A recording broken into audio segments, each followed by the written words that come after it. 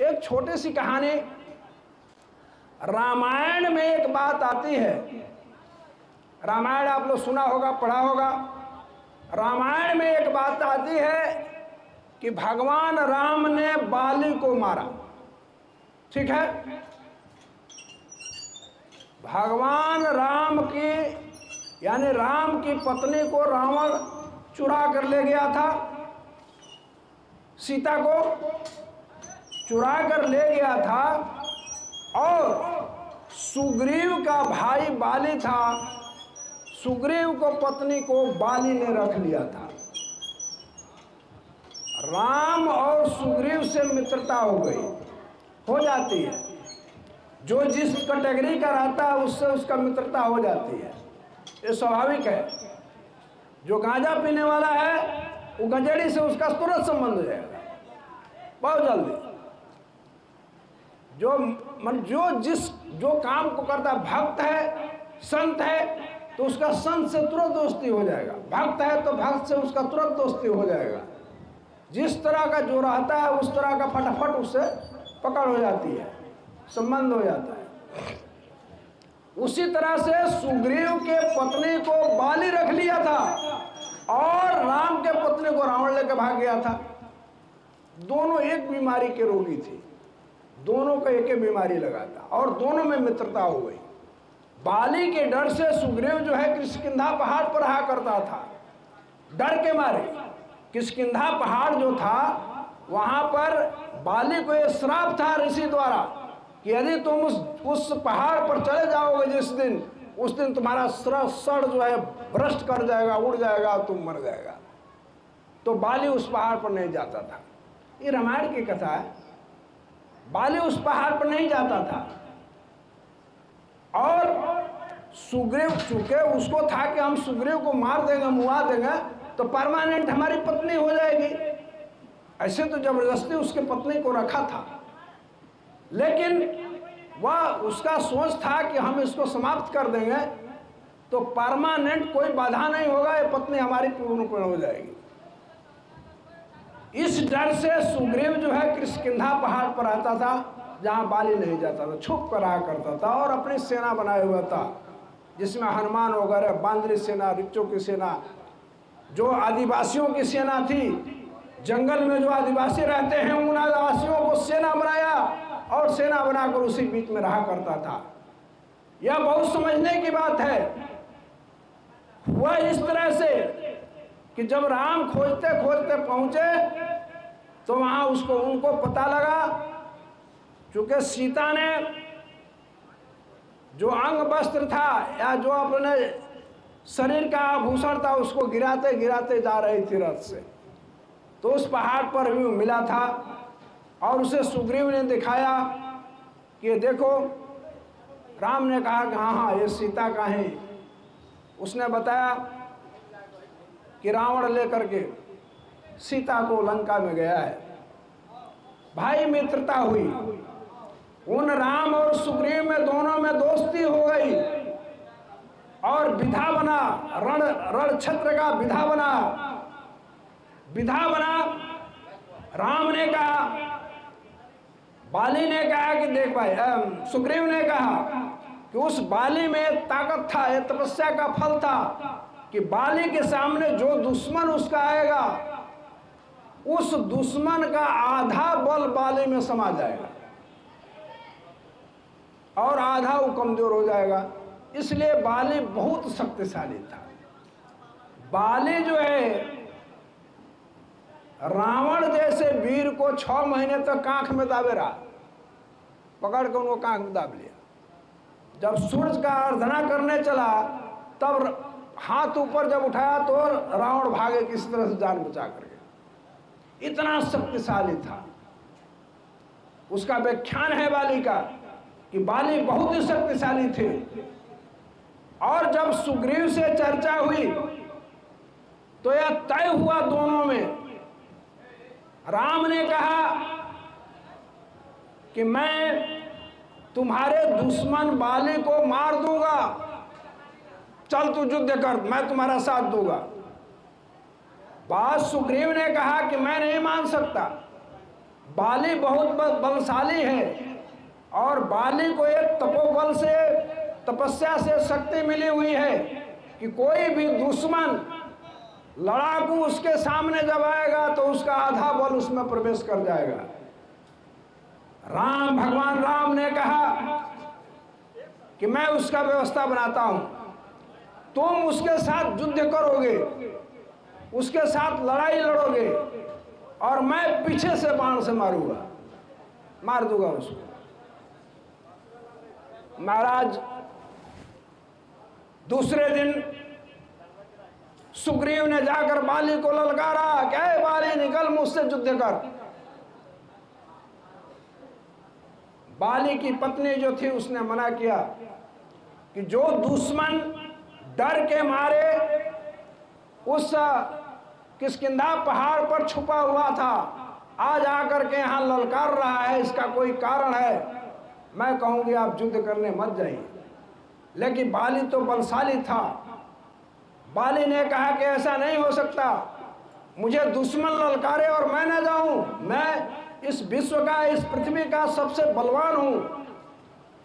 बाली चढ़ा और चला गया। युद्ध शुरू हो गई और युद्ध जब शुरू हुई तो बाली का और सुग्रीव का दोनों का चेहरा एक समान था। दोनों सगे भाई थे,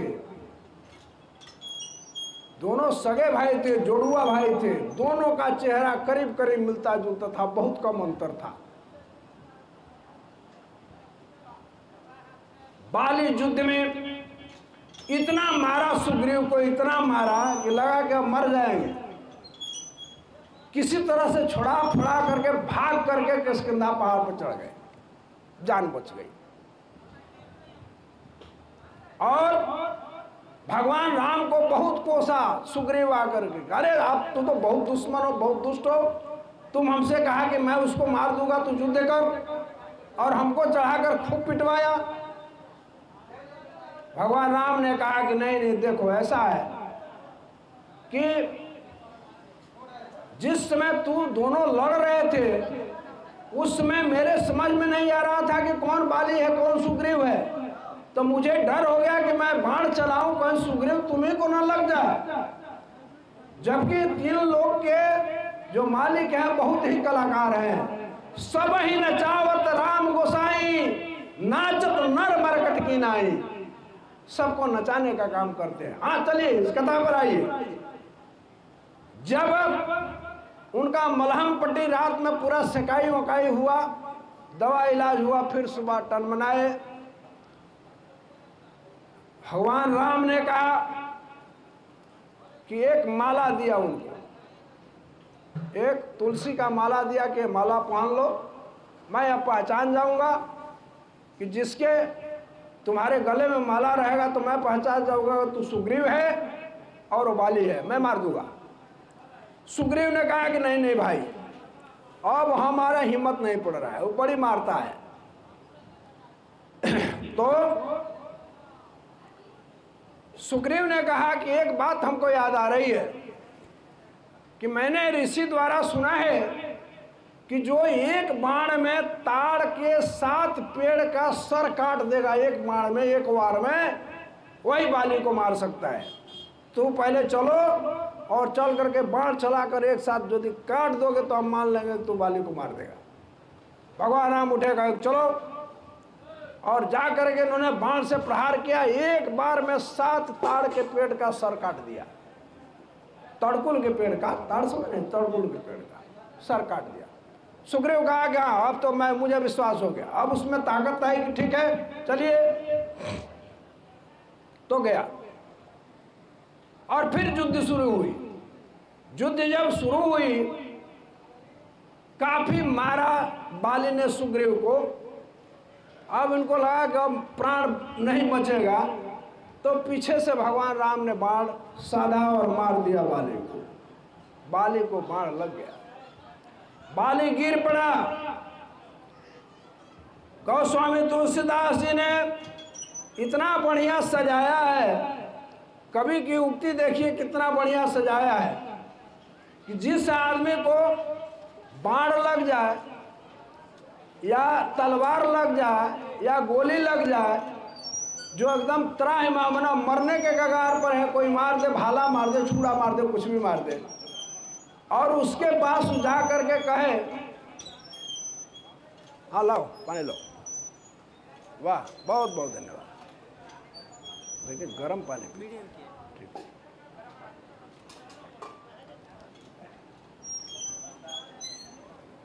अब ये सोचने का विषय है, यह समझने, ध्यान से सुनिए तब बात समझ में आएगी। यह बात समझने की है कि जब भगवान राम बाली के पास गए, उसके सामने वो मरने को तैयार था, प्राण पखेरु उसका उड़ रहा था। गोस्वामी तुलसीदास जी ने इतना सजा करके कहा,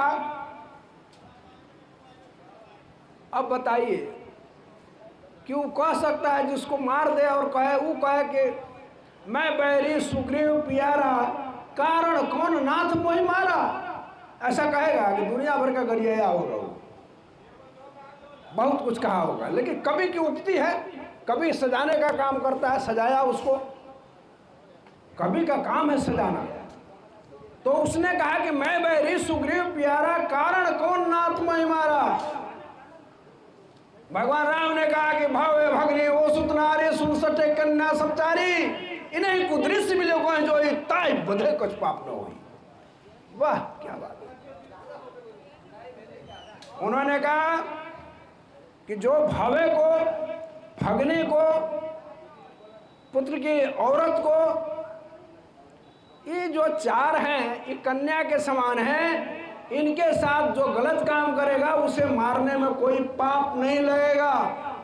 ये कहा गोस्वामी तुलसीदास जी ने लिखा रामायण में, ऐसा कहा। लेकिन सज्जनों इस सत्य को जान लें कि ऐसा कुछ नहीं है,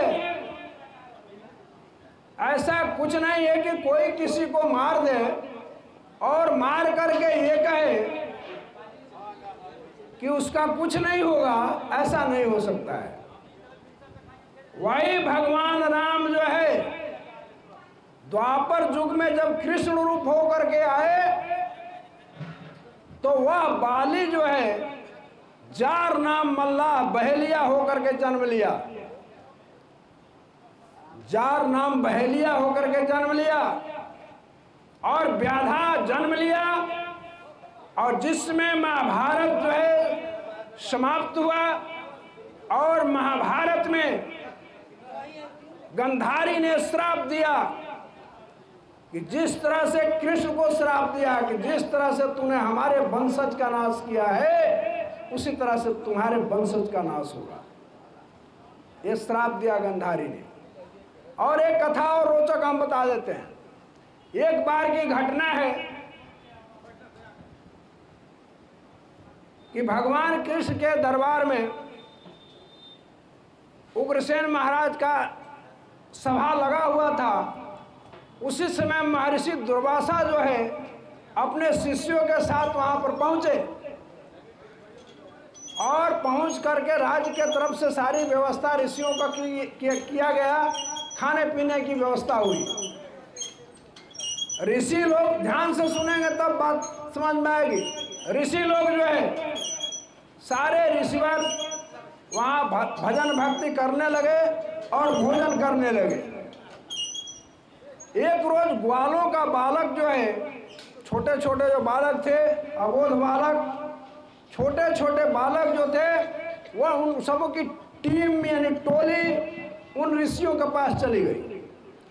और उसमें एक, उन बालकों में एक थोड़ा सा अथी था, हिजड़ा टाइप का था, शंभा नाम का। और उस नहीं हो जाते हैं कुछ जो जिसको अथी टाइप हो जाते हैं, न पुरुष रहते हैं न स्त्री रहते हैं, बीच का हो जाते हैं। तो उस तरह का शंभा नाम का लड़का था, उसको साड़ी पहना करके और उसके पेट में कपड़ा बांध करके ऊंचा करके, और बच्चे सब ले गए ऋषि के पास, दुर्वासा ऋषि के पास कि ऋषिवर आप तो बड़े सिद्ध पुरुष हैं, बड़े तपस्वी हैं, बहुत जानकार हैं, तो आप बतावें कि इस औरत के पेट में कौन सा बच्चा है। क्या है इसको बताइए, इस पेट में क्या है? ऋषि ने मना किया, क्या है बच्चे, जाओ जाओ खेलो, हटो, भागो यहाँ से, भागो भागो, बदमाशी मत करो, जाओ। लेकिन बच्चों की जिद, होनहार जो भी कह लीजिए, उन बच्चों ने कहा कि नहीं नहीं, आप तब कुछ जानकार नहीं, आप झूठे मूठे का ऋषि मुनि संत हैं। यदि सच्चा तपस्वी है तो आप बताइए कि इसके पेट में क्या है। नाराज होकर कहते हैं, दुर्वासा ऋषि जो है, शास्त्रों में आया है कि दुर्वासा ऋषि अति क्रोधी ऋषि थे, बहुत ही क्रोधी थे। उन्होंने कहा, काफी नाराज होकर के, जब मना करने के बाद नहीं माने तो एकदम नाराज होकर उन्होंने कहा कि इसके पेट में जो है उसी से सारे जदवंशियों का नाश होगा, यही तो है इसीलिए। अब देखिए, इतना घटना बेजोड़ घटी कि भगवान कृष्ण को गंधारी ने श्राप दिया, इधर दुर्वासा ऋषि ने भी इस तरह की बात कह दी। ये सारी तुलना तुलने लगी और उसमें हुआ यूं कि अब लड़के जब इस तरह का बात सुने तो लड़के सब डर गए, गरीब बापरे, तो क्या हुआ। उसके बाद जा करके उस सभा में, राजसभा जो उग्रसेन महाराज की राजसभा लगी हुई थी, उस मंत्रिमंडल में इस बात को रखा गया कि इस तरह की घटना घट गई।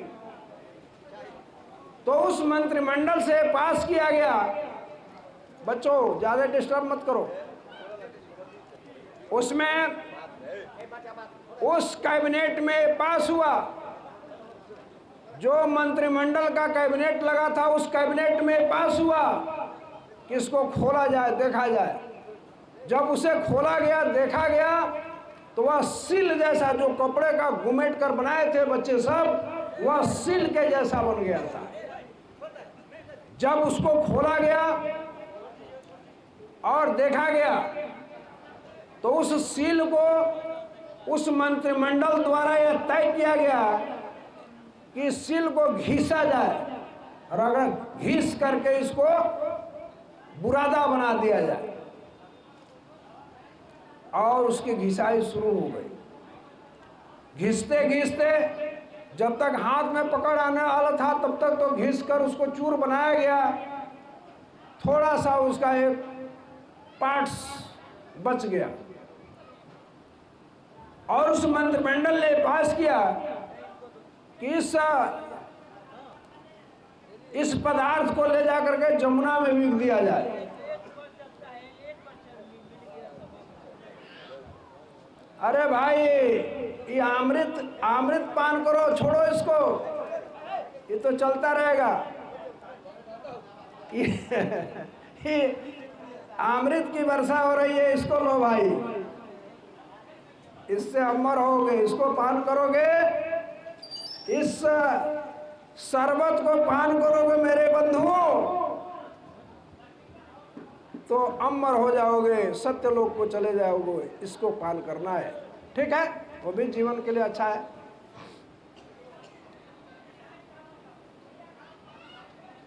एक संत ने लिखा है कि किदो पेट चूल्हा या भट्टी किदो भाड़ा हाई जोई कछु झोंकी ये सब जारी जाता है।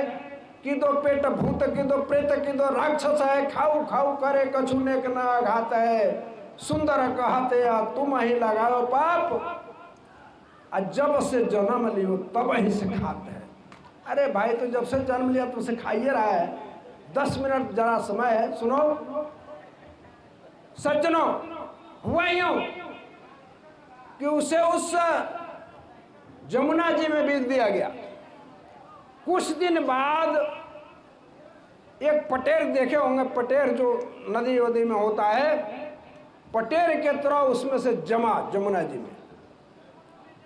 और एक पचैया का व्यवस्था होता है जो पहले हुआ करता था, पता ना अब होता है नहीं होता है, जिसमें गांव के सभी नौजवान मर्द जो है जा करके और नदी में स्नान करते हैं, माटी माटी खेलते हैं, अपना पचैया बनाते हैं, जहाँ से होली का शुरुआत होता है।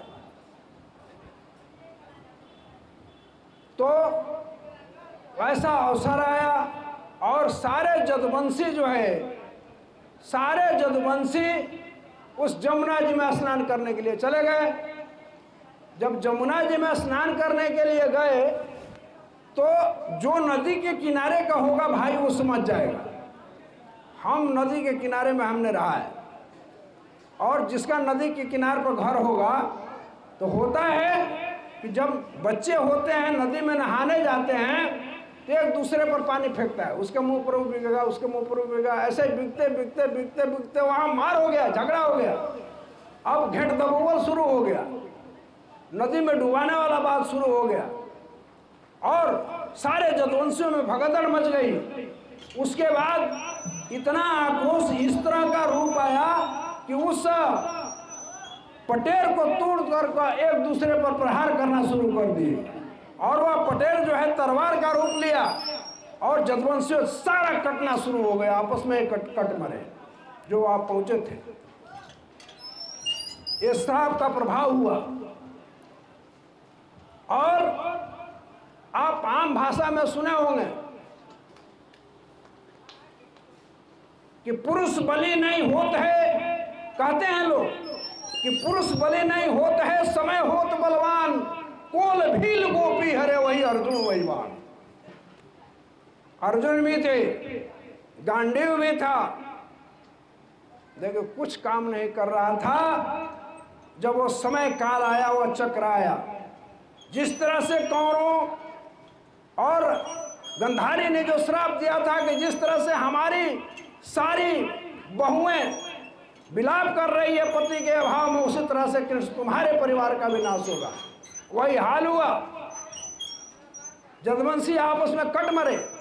आप देखे होंगे कि जदुवंशी आपस में बहुत कम राय में रहते हैं, बहुत कम राय में।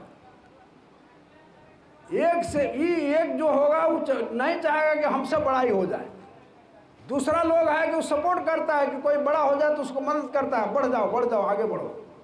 लेकिन इसमें ईर्षा बहुत होता है, जदुवंशियों में ईर्षा बहुत होता है।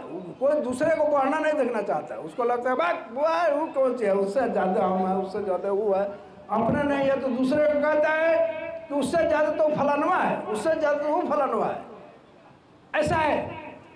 बहरहाल ये छोटी बात है, ये बहुत ज्ञान ध्यान की बात नहीं है, लेकिन सारांश हमारा वही है कि जब इस शोक में पीताम्बर ओढ़े भगवान श्री कृष्ण जो है कदम के वृक्ष के पास पैर पर पैर रख करके और लेटे हुए थे, शोकामग्न शोकाकुल थे, उसी समय अब घटना क्या घटती है कि जो वह पीस करके भीगा गया था उसमें एक छोटा सा फल रह गया था जो नहीं पिसा सका, उसको बिक दिया गया, जिसे एक राघव मछली ने निगल गई। और मछली मारते समय वह जो मल्लाह था, जार नाम मल्लाह जो था, जो बहेलिया था, उसने मछली को फंसाया और जब उसका पेट फाड़ा तो उसमें चमचमाता हुआ एक व्यवस्था दिखाई दी, एक चीज़ दिखाई दी। तो सोचा कि इतना सुंदर चीज़ है, चमचमाता हुए फल है, तो उसको तीर पर लगवाया उसने। तीर जो होता है, तीर का फल बनवा करके लगवाया। देखिए घटना। और चांदनी रात में शिकार करने के लिए जंगल में निकला, भगवान श्री कृष्ण पीताम्बर ओढ़े और कदम के वृक्ष पास पैर ऊपर किए हुए, पैर पर पैर चढ़ाए लेटे हुए थे, चिंतन में थे। इसके समझ में आया कि हिरण है, मृग है, चूंकि पीताम्बर ओढ़े हुए थे और चांदनी रात में यह जो है बाण चढ़ाया और मार दिया साध करके। बाण तो लग गया भगवान श्री कृष्ण को। और जब वहां ये पहुंचा, घटना याद करिए जो मैंने बोला बालिका, वही घटना हुई कि जब वहां बहेलिया पहुंचता है तो देखता है कि भगवान श्री कृष्ण खड़े हैं, भगवान श्री कृष्ण पड़े हुए हैं, उनको बाण लग गया है। उन्होंने कहा अरे सरकार, ये तो बहुत बड़ा अनर्थ हुआ, मैं पापी हूँ, दुष्ट हूँ, जो भी कहा कि मुझे क्षमा करे सरकार, मैं जानबूझकर नहीं चलाया, मैं मृग जान करके बाण चला दिया। भगवान श्री कृष्ण ने कहा कि नहीं नहीं, मैंने भी तुम्हें बाली रामा अवतार में, त्रेता युग में तू बाली था, मैं राम था, मैंने तुमको मारा था और तूने भी मुझे मार दिया, ये तो बदला है। इसी को से दूर दरिया साहब ने कहा कि राम कृष्ण कौन कहावे, करे खून वैल सो पावे, पहले वैल आपनो दिन्हा, जड़ जीवन को अंक लिख लिखना। राम कृष्ण भी नहीं बचे, तुम बच सकते हो। जिन जिन जीव जोर से मारा, ताकर वैल लिहो सो वारा। जो किसी जीव का हत्या करेगा भाइयों, वह निश्चित है कि उसे भी बदला देना पड़ेगा। एक और कथा सुनाएंगे हम, एक और कथा सुन लीजिए। एक शास्त्र की कथा है कि अपने यहाँ आप देखेंगे कि एक बकरा काटने वाला, क्या कहते हैं उसको, इधर कसाई कहते हैं, कसाई होता है जो बकरा काट कर बाजार में बेचता है। उसी तरह से सजन नाम के एक व्यक्ति थे। सजन कसाई का नाम आप लोगों ने सुना होगा, दंत कथा में, चाहे जो पुराण वेद पढ़ा होगा, शास्त्र पढ़ा होगा, उसको मालूम होगा। सजन कसाई जो थे वह बकरा काटने का काम करते थे। और सजन कसाई, आप देखेंगे, एक मैं कोशिश करता हूं कि बड़ी साधारण भाषा में समझाने का काम करो, बताने का काम करो। सतगुरु के शब्द को काफी तोड़ मरोड़ करके हम उसको रखने का काम करते हैं। तो मेरा ये कहना है कि ज्योति जादव जी के यहाँ कोई जादव जी है, या इधर क्या कहते हैं जादव जी को, राय जी क्या जादव कहते हैं। तो जादव जी के यहाँ यदि उसका समधी आ जाए, जादव जी के यहाँ उसका समधी आ जाए और उसे दूध दही घी न मिले तो शिकायत होगा कि नहीं होगा? शिकायत होगा। कुशवाहा जी जो कोयरी सब्जी का काम करता है, उसके यहाँ उसका समधी आ जाए और उसको हरा हरा सब्जी न मिले तो उसका शिकायत होगा, होगा ना। मल्लाह के यहाँ कोई उसका समधी आ जाए, उसको मछली न मिले, कितना शिकायत होगा। और कसाई के यहाँ उसका समधी आ जाए और उसे मांस ना मिले तो बड़ी बेइज्जती होगी। भाई सजन कसाई जो थे, बकरा बेचने के लिए बाजार में गए, बकरा बेच कर आ गए, जो गोड़ा गोड़ी बचा था उसको ले आकर के बनाए, खाए अपने पति पत्नी। उसके बाद उनके समधी आ गए। समधी जी आए तब तो बड़ा फेर में पड़े सजन कसाई कि अब हम क्या करें, अब तो मांस है नहीं। समधी जी आ गए। तो इस परिस्थिति में एक बकरा था, सोचा कि यदि इसको हम काट देते हैं तो कल जो है मांस इसका बिकेगा नहीं, मांस खराब हो जाएगा। चूंकि ग्राहक के सामने, आप लोगों भी ने देखा है, मैंने भी देखा है कि ग्राहक के सामने बकरा को काटते हैं सब। जो ग्राहक वहाँ खड़ा रहते हैं उन्हीं के सामने काटता है उसको, और दिखा करके एकदम ताज़ा मांस है। सजन कसाई सोचे कि तो बड़ा मुश्किल हो गया, एक बकरा तो है, तो उसको यदि हम काट देते हैं तो मांस उसका बिगड़ जाएगा। तो दिमाग लगाया, चिंतन किया और सोचा, क्या सोचा, सोचा कि इसका कोई अंग काट लेते हैं, कोई अंग इसका। और नहीं कहना चाहते हैं क्योंकि सभा है, वो अकेले में कहने वाली बात है, उसका नाम रख देते हैं, लेकिन नहीं रख रहे हैं। किसी अंग को काट लेते हैं जिससे मरेगा नहीं और समधी जी को बन भी जाएगा और कल ये अपना जीवित रहेगा। कल वहाँ इसको मार्केट में काटेंगे। तो तलवार लेकर के, छुरा लेकर के जब पहुंचा काटने के लिए, जब हाथ बढ़ाया काटने के लिए, उसका अंग काटने के लिए, तो बकरा बड़ा तेज हंसा। कहा कि अरे यार, ये तो तू गजब कर दिया, तू तो अजब गजब कर दिया, तू क्या किया। कहा क्या हुआ, तो हंस क्यों रहा है?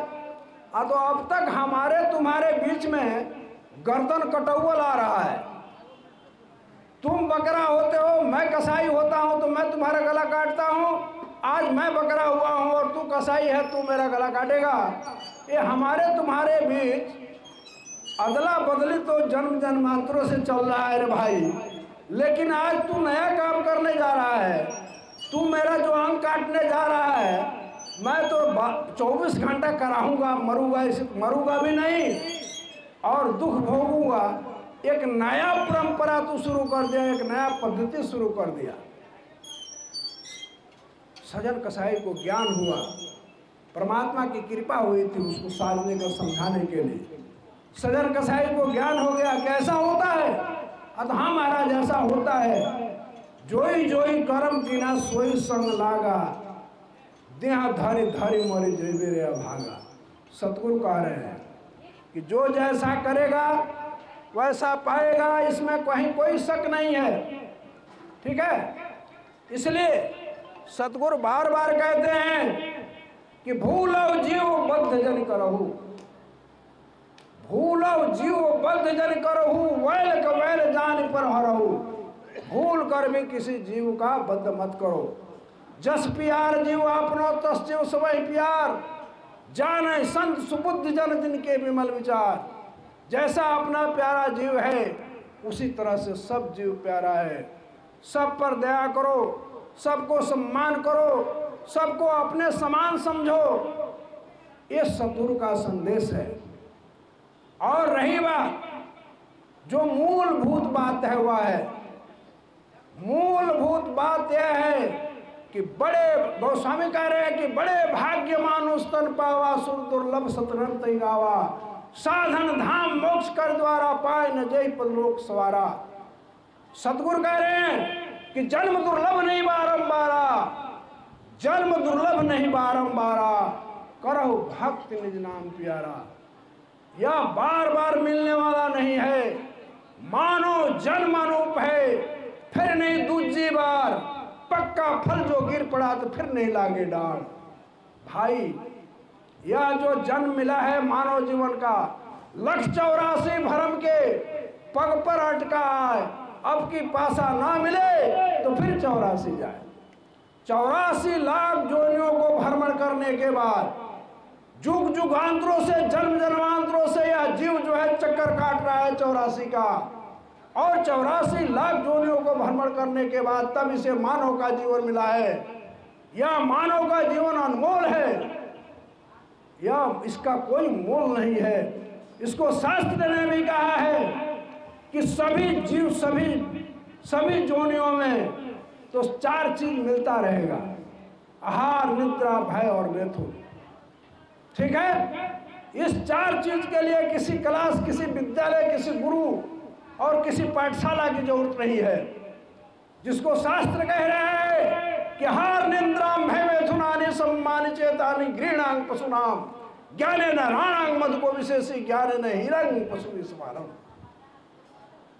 यह हार और निद्रा, भय और मैथुन जो है 84 लाख जोनियों में तुम्हें मिलता रहेगा। लेकिन विशेष ज्ञान जो प्राप्त तुम्हें है, जिससे तू भजन कर सकते हो उस परमात्मा का तपस्या करके, और इस जरा मरण के चक्कर से बाहर जा सकते हो, वह केवल मानव में ही मिला है। यदि इसको गंवा दिया, केवल हार, निद्रा और भय, मैथुन, जो आहार, निद्रा, भय और मैथुन जो है, भाई देखिए, ऐसा बना करो, देखिए सभी जीव प्राणी जो है आहार करता है, जब से जन्म लेता तब वहीं से खाता है। पेट ही के बस रहो, पेट ही के बस रंग का, पेट ही के बस बनवासी खात पान है। पेट ही के बस ऋषि मुनि तपधारी सब, पेट ही के बस सिद्ध साधु को सुजान है। सुंदर कहते हैं तुम ही लगायो पाप, पेट ही के बस प्रभु सकल जहान है। तो यह जो है किसी भी जोनी में जाएगा, 84 लाख प्रकार के जोनी में, सब में खाने का। इसको खाने को कोई सिखाता है? जब जन्म लिया तुरंत मुंह बाना शुरू कर देता है, कहाँ दूध मिलेगा, है ना? कोई इसको पढ़ाता है कि नहीं खाना चाहिए? ना, नहीं, खाने लगता है। सोने को कोई बताता नहीं, सो जाता है। हार, निद्रा, भय, और भयभीत रहता है। भयभीत इसलिए रहता है कि इसे जो है जनमत मरत दुसह दुख होई। सतुर कह रहे हैं कि जन्म लेना और मरना, इसे उस कष्ट का सीमा नहीं है। और कितना कष्ट होता है कि जिस शरीर को ये अपना समझ कर बैठा है, उसे छोड़ करके उसको भागना पड़ता है, निकल जाना पड़ता है। इतना असह कष्ट इसको होता है। कहते हैं, वैदिक शास्त्र कह रहा है कि शरीर में 3 चीज है। इस शरीर में कफ, पित्त और वायु, 3 चीज है। कफ, पित्त और वायु। अध्यात्म कह रहा है कि प्रीति करह जब तीनों भाई, तो उपजय सन्नपात दुखदाई। जब इन तीनों एक साथ मिल जाते हैं, मरने के समय तीनों एक जगह हो जाते हैं, कफ, पित्त और वायु। कफ गला को पकड़ लेता है, ठीक है, गला पकड़ लेगा। और आप देखेंगे कि देखे होंगे, इसमें से बहुत से लोग देखे होंगे, मरते हुए व्यक्ति को आपने देखा होगा कि उसका कंठ बंद रहता है और उसके आंख से आंसू गिरने लगता है। लोग कहते हैं, संसार कहता है, दुनिया वाले कहते हैं कि अब परिवार को देख करके माया, इनके अंदर माया आ रही है। नहीं रे भाई, माया नहीं आती है रे दादा। उसे सन्नपाती कष्ट होता है जिसे वो व्यक्त नहीं कर सकता है, बोल नहीं सकता है, अंदरे अंदरे चुभाता है वो सन्नपाती कष्ट, और जिससे जीव जो है निकल कर भाग जाता है, निकल जाता है। इस रोग को, यह इतना बड़ा रोग है, और इस जन्म लेना और मरना, जनमत मरत दुसह दुख होई। इस रोग से छुटकारा पाने के लिए सज्जनों, केवल यह इतना बड़ा बीमारी है कि यह जन्म लेना और मरना, यही इस जीव का काम है। इससे छुटकारा पाने के लिए सतगुरु वैद वचन विश्वासा, संयम एक विषय करना सा। सतगुरु वैद जब तक नहीं मिलेंगे और सतनाम रूपी दवा नहीं जब तक मिलेगा, तब तक ये बीमारी छूटने वाला नहीं है। जिस दिन सतगुरु वैद मिल जाएंगे, सतगुरु वैद वचन विश्वासा, विश्वास करके उनके वाणी को संयम एक विषय करना सा। और संयम क्या करना है? जो वैद्य दवा देता है तो संयम बताता है ना कि नमक नहीं खाना है, मिर्चा नहीं खाना है, खटाई नहीं खाना है, मीठा नहीं खाना है, क्या नहीं खाना है, क्या नहीं खाना, दवा बताता है। उसी तरह से सतगुरु कह रहे हैं कि सतगुरु वैद्य वचन विश्वासा, संयम एक विषय करना सा। संयम करना है कि विषय का नाश करना है, विषय भोग से अलग हो जाना है, और उस सतनाम रूपी दवा का पान करना है, उसका जाप करना है। उस जाप में किस तरह से करना है, इस पर सतगुरु बता रहे हैं, विधा बता रहे हैं सतगुरु। सहज जो गया मृत रस्ता के परे कबम नहीं सूखा, अनमन चीज दिए भरपूरा आत्म सहे न भूखा। यानी सतगुरु ने सहज योग बताया। सतगुरु ने कहा कि करका छोड़ के मन का फेर, इन सब विधाओं को छोड़ो। कौन विधा? जो माला फेरने वाली विधा है, इस विधा को छोड़ो। सतगुरु ने सहज योग बताया। कंठी बांधने को कहा कि कंठी बांधना छोड़। क्या कर तू भाई, थोड़ा विस्तार है, उसके लिए बहुत टाइम चाहिए। हम शॉर्ट करके जल्दी एक्सप्लेन कर रहे हैं कि कुछ ना कुछ घुसा दे। तो माला फेरना है। मेरे सज्जनों, यहाँ माला फेरने वाले मुझे लगता है 1-2 लोग बैठे हुए हैं। तो उन लोगों से मैं जानना चाहूँगा, मैं मजाक नहीं कर सकता, उन लोगों से मैं जानना चाहूँगा कि जो माला होता है 108 दाने का होता है, 108 दाना उसमें होता है, और 108 दाने में एक सुमिरनी होता है, वो अलग से होता है, 108 के बाद होता है। तो जब माला फेरा जाता है तो माला, उसका विधा है कि माला को सुमिरनी को पार नहीं करना है। जहाँ सुमरनी आती है वहाँ से फिर ऐसे घुमा देना है, फिर फिरना है, फिर जहाँ सुमरनी आएगी उसको ऐसे घुमा देना है, पार नहीं करना है उस सुमरनी को। ये विधा है। तो अब बारीकी में आइए, इसके बारीकियों को जानिए कि जो माला फेरता है सज्जनों, जो व्यक्ति माला फेरता है उसका ध्यान कहाँ रहता है? ओम वासुदेवाय नमः, ओम शिवाय नमः, ओम भगवानाय नमः नहीं रहता है। उसका ध्यान होता है सुमरनी पर कि कब सुमरनी आएगा उसको घुमाना है। यह है, सच्चाई है। मैं इस मंच से किसी तरह का अनाप शनाप बात नहीं कर सकता, मैं सत्य बात बोलूंगा। सुमरनी पर ध्यान रहता है। सतगुरु कह रहे हैं कि नहीं नहीं, सूरत रखो जहां कृपा निधाना, कर से कर्म करो विधिनाना, सूरत रखो जहां कृपा निधाना। इस भूमंडल पर काम करो, सदकर्म करो, सच्चा काम करो और सूरत परमात्मा में रखो, सतब्रह्म में रखो। कंठी बांधने वाली जो विधा है, यहाँ कबीर पंथ के लोग होंगे जो कंठी बांधते हैं, आप देखे होंगे कंठी को सटाकर कंठ में बांधी जाती है। बांधी जाती है, जानते हैं क्यों बांधी जाती है? इसलिए कंठ को सटाकर बांधी जाती है कि जो कोई भोजन आप करेंगे, जो भी भोग मुंह में डालेंगे और गट से जैसे ले लेंगे तो कंठी पर टकरा के जाएगा, सट के जाएगा, तो मालूम हो जाएगा कि आप कंठीधारी है। क्या हमको अभक्ष भोजन नहीं करना है, मीन मांस नहीं खाना है, अच्छा सात्विक भोजन करना है, ऐसा है। इसलिए कंठी बांधी जाती है। सतगुरु कह रहे हैं कि नहीं नहीं नहीं, असल लकूप सुनो निर्वाणा। सतगुरु ने कहा कि मैं असल बात बोल रहा हूं, असल लकूप अकूप करके निर्माण हो करके मेरी बात सुनो। क्या कह रहे हैं कि असल लकूप सुनो निर्वाणा, दिल की कंठी असल ईमाना। वाह, ये सतगुरु कह रहे हैं कि असल बात को समझो। असल ये है कि दिल में ठानो कि मुझे ये गलत काम नहीं करना है, वो पक्का होगा। ये माला तो टूट सकता है, वो कंठी टूट सकता है, लेकिन उन्होंने जिस माला को बताया, अब आइए सतगुरु के सहज योग और विधा में, सतगुरु ने अपने सहज योग विधा में बताया कि मैं माला बता रहा हूँ कौन सा माला फेरना है। तो माला फेरना है मेरे सज्जनों, माला फेरना है तो स्वर रूपी माला फेरना है। जब से ये जीव जन्म लिया है, जब से यह जीव जन्म लिया है, तब से इसका स्वर श्वासा रूपी माला चल रहा है।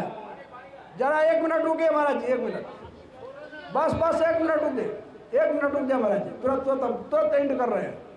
अब लास्ट में पहुंचकर इसको अब सही यदि बुला रहे हैं मेन पॉइंट पर। मेन पॉइंट क्या है? मेन पॉइंट है ये कि यह जो है इस जीव को सतगुरु बता रहे हैं कि जब से जन्म लिया है और जब तक ही रहेगा इस पृथ्वी पर, तब तक उसका वो माला, स्वर रूपी माला जो है, जो पूरे 24 घंटा में 21,600 बार रन करता है, उसको सतगुरु कह रहे हैं कि श्वास श्वास में नाम जप, हर श्वासा में परमात्मा के नाम का जाप करो। वह माला टूटने वाला नहीं है। चाहे तू काम करते रहोगे तभी भी वो चलता है, चाहे तू जगे रहोगे तभी भी वो माला चलता रहेगा। चलाने की जरूरत, हाथ से फेरने की जरूरत नहीं है। वह जो है उस माला में, उस स्वर रूपी माला में परमात्मा के नाम को जोड़ दो, जोड़ो उसको, जोड़ो, उस विधा को लगाओ और उस स्वर रूपी जो 21,604 बार चलता है, उस माला में परमात्मा के नाम को डालो और देखो कि तू काम करते रहोगे, खेती करो, जो भी करना हो करो, सो जागो, उठो, बैठो, यह माला बंद होने वाला नहीं है। जिस दिन यह माला बंद हो जाएगा उस दिन तुम भी बंद हो जाओगे। तो सतगुरु सहज योग में बता रहे हैं कि उस नाम को सूरत के माध्यम से उस स्वर में परमात्मा के नाम को जोड़ दो और नाम का जाप होता रहेगा। और तुम कर से कर्म करो विधि नाना, श्रुता रखो जहाँ कृपा निधाना। ये सतगुरु कह रहे हैं। किसी चीज की जरूरत नहीं है, न चौका, न चंदन, न आरती, न पूजा, किसी चीज की जरूरत नहीं है। सतगुरु ने 5 टाइम पुण्य करने की विधा बताई। सुबह बिस्तर से उठते समय स्नान करके भोजन करके 3 बार और शाम को 4 बार और सोते समय 5 बार पूर्ण सलाम करना है उत्तराभिमुख होकर के उस परमात्मा की तरफ। वह क्या है? वह हाजिरी है। जिस तरह से बच्चे पढ़ने जाते हैं स्कूल में, तो जब पढ़ने जाते हैं तो 2 टाइम हाजिरी ली जाती है। एक जब लड़कों का क्लास लगता है उस समय, एक जो लंच जब होता है, लंच के बाद एक हाजिरी ली जाती है। जो बाट साहब होंगे तो बताएंगे, हाजिरी ली जाती है। जानते हैं क्यों ली जाती है? इसलिए वो लंच में भाग तो नहीं गया। तो यह 5 टाइम की हाजिरी है। उस परमात्मा के तरफ हम हाजिरी लगाते हैं। लेकिन भाइयों, केवल स्कूल में जाने से और केवल 5 टाइम हाजिरी लगाने से पढ़ाई नहीं होगी। पढ़ाई करना अलग चीज है और हाजिर रहना अलग है। हाजिरी हम दे रहे हैं कि परमात्मा हम आपके पास हैं, आपके करीब हैं, आप मुझे स्थान दे, मुझे शरण दे। लेकिन उसका काम करना पड़ेगा। हर स्वर में परमात्मा के नाम का जाप करना होगा, ठीक है? तभी जो है बात बनेगी। इसलिए सतगुरु कह रहे हैं कि आवो सतगुरु शरण सवेरा, मानव शब्द कहा सुन मोरा। जल्द से जैसे जल्दी जो है इस सतगुरु के शरण में आ जाना है और सतनाम सतब्रह्म का उपासना करना है। जो जरा मरण से रहित है, जो जरा मरण में आ रहा है, वह इस जीव का कल्याण नहीं कर सकता है। जो जरा मरण से रहित है, वही ब्रह्म इस जीव को जरा मरण से रहित करा सकता है, ठीक है? आज से इस बात का ध्यान रखना है कि करो भक्त जी मन है थोड़ा, मानव शब्द कहा सुन मोरा। हाँ, सतगुरु कह रहे थोड़ जीवन जग कहें जहड़ाए, अवसर बीते कहें पछताए। आगत सोच चरण लवलीन, जम जलधुरी का पल पल छीन। दिन छीन सोली न माया भिन्न भाव न जानी तंग, दीपक जैसे भवन भीतर गौर प्राणे की। बहुत बहुत धन्यवाद। अब मैं लास्ट एक शब्द बोलूंगा, आप लोगों को बोलना है। मैं बोलूंगा साहेब, आप लोग बोलेंगे सतनाम। साहेब साहेब साहेब, सतनाम सतनाम।